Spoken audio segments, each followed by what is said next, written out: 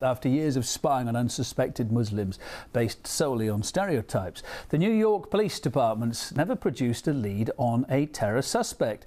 Officers hoped the covert demographics unit would provide a warning system against terrorism, which is proving fruitless, as I said. Let's talk more about this with Alex Kane. He's world editor at the news website Alternet. He's also written extensively about this. Hi, Mr. Kane. The NYPD's given various examples, haven't they, of why this type of surveillance is necessary. Do you see any situation where this kind of spying is justified, though, yourself?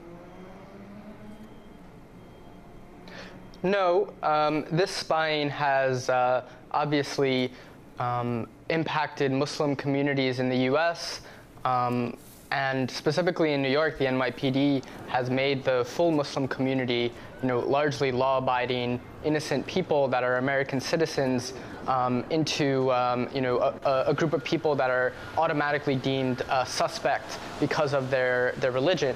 And clearly, this is not justified. It's unconstitutional, and it's wholly in violation of Muslims' civil rights here in the United States. There's been a twist to this too, hasn't there? The NYPD division is already operating under a new name now, the Zone Assessment Unit. It begs the question, if they're allowed to carry out unwarranted surveillance now into the future, might that open the door for more aggressive tactics under this new name? Well, I don't think it's clear that the new name changes anything. You're right.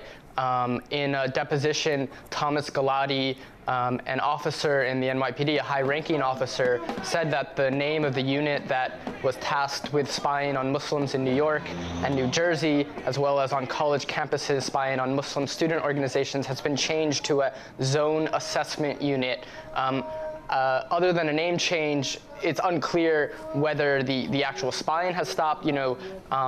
It's likely that the spying continues, and instead of the demographics unit doing it, it's now the Zone Assessment Unit doing it. I don't think that changes anything, though. The fact is that police officers still apparently have the ability to go undercover and tape and photograph people coming in and out of mosques.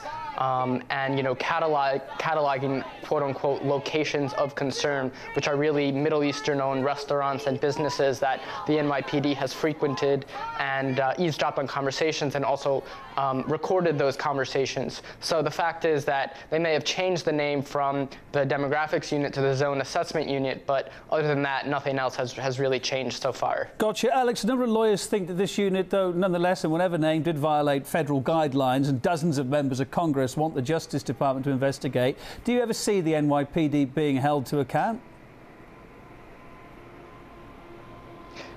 Well, the NYPD is one of the most powerful forces, one of the most powerful police forces in the United States.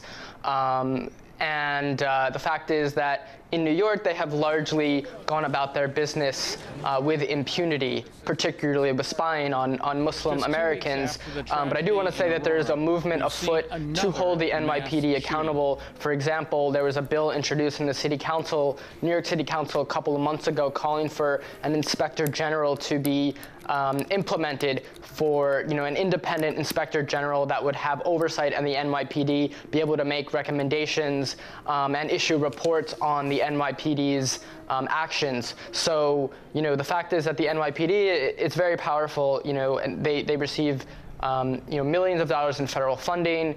They're one of the largest police forces in the country, if not the largest.